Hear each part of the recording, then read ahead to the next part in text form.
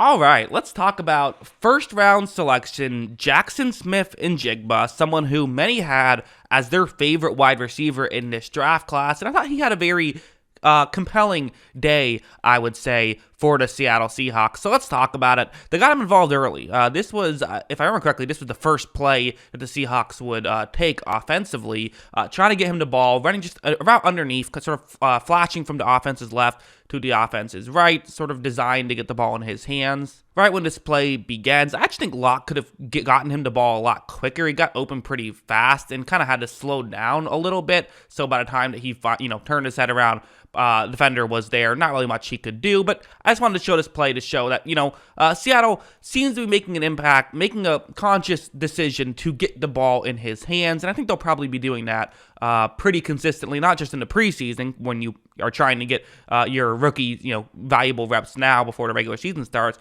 but I think in the regular season they will also still be doing that, is my projection, and it's something they did in the preseason. They looked to him pretty frequently. Now I want to go over here and talk about this play, because the negative towards Jaxon Smith-Njigba is, the positive is obvious, right? He's a really good slot receiver. I think the criticism is he someone who can win consistently on the outside? Now, I don't think they need him to win consistently on the outside, at least not right away. You have Tyler Lockett and DK Metcalf, two great outside receivers. You don't need a third great outside receiver, but still, there will be snaps where he's on the outside, and so we saw this snap here, him trying to win on the outside. Let's see how he does on this 3rd down and 8 situation. Well, watch how when this play begins, he is eventually going to cut back towards the inside. So again, tries to sell as though he's going deep, tries to get the defender to turn his hips and go in that direction, but it just doesn't really work. The defender is, currently making contact with Smith-Njigba right here. So there is no separation,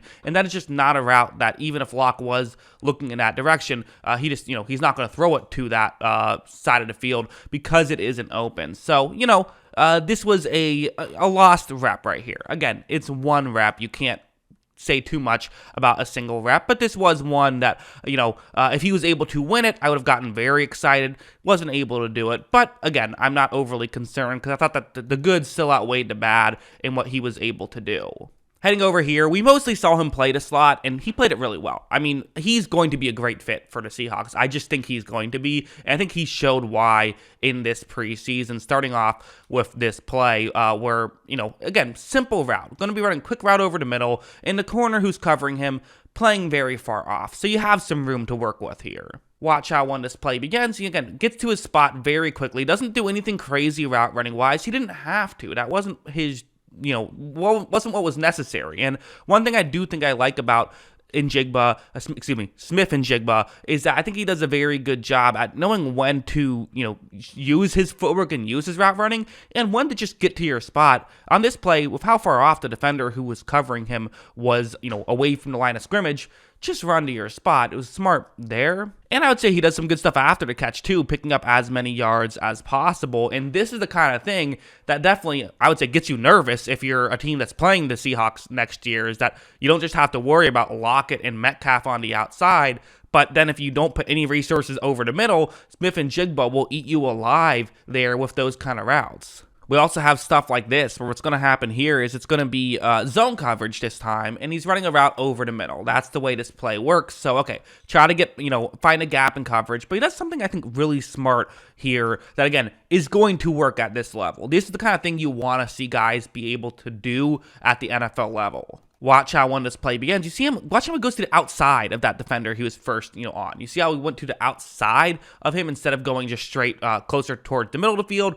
That way, because when you do that, when you go sort of around the defender, now they're in a tough spot. Do you either turn and play the receiver, meaning you can't look at the quarterback anymore, even though it's zone coverage, and in zone coverage you're supposed to look at the quarterback, or do you stay looking at the quarterback, but now you can't see where Smith-Njigba is? Well, you see he stayed looking at the quarterback, and now there was a window for Smith-Njigba to make the catch. I know it's blurry, I'm sorry. Got to use the broadcast footage here, because I don't know how to get that all 22 now that NFL Game Pass has gone away and been replaced with the zone, which I don't see a place for all 22, but that's a conversation for another day. But even with the blurry footage, you can see that there was a window to make this throw. This was the high throw by Locke. Smith-Njigba still got a hand on it, but just one hand on it and wasn't quite able to haul it in. you do have to think that, with better quarterback play, with Geno Smith out there, he's going to more consistently hit those, and you're going to see more consistency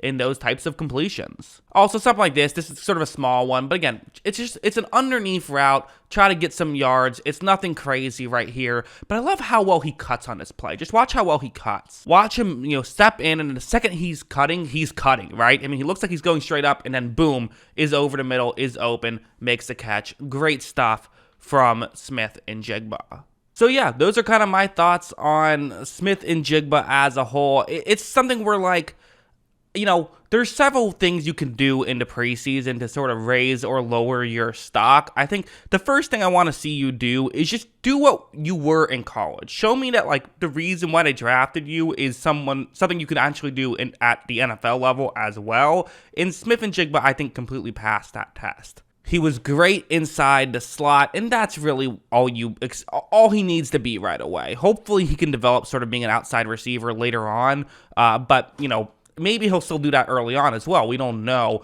but we don't need that out of him. We need him to, if you're a Seahawks fan, to be a good slot receiver right away. The way that he's a bust is if he can't even be a slot receiver, and it seems less and less likely that will be the case because of how well he played, in this preseason game, and how well he did from the slot at those over-the-middle routes in this preseason game. So, way you can lower your stock is to not be able to do what you did, why you were drafted. The way you can raise your stock is to either do why you were drafted even better at the NFL level, or be able to show some other stuff that we didn't see you do at the NFL level. So far, his strengths, I would say, are still very much his strengths, and his weaknesses are still his weaknesses at this point, which is a good thing. At the end of the day, that's a good thing, because it's better that he looks like the player he was in college at the NFL level.